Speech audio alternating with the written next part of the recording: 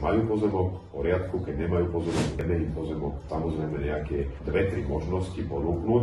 Behom 2-3 týždňov vieme pohľadať nejaké pozemky na základe nejakých kritérií, ktoré si zadá vlastne ten klient a vieme mu to pripraviť s tým, že si to pozrie. Väčšinou teda vždy sa zhodneme na nejakom pozemku, ktorý sa im páči, samozrejme ide aj o cenu, aby teda všetko sedelo.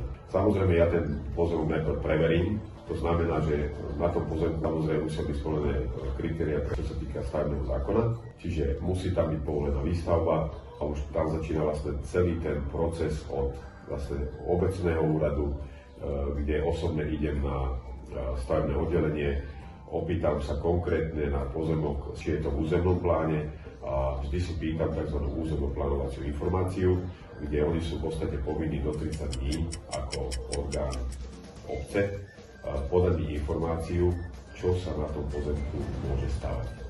A keď to mám písomne, tak v podstate ten klient je krytý, že áno, na tomto pozemku sa môže stavať rodinný dom.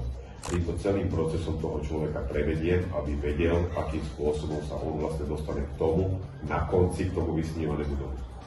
Takže tak.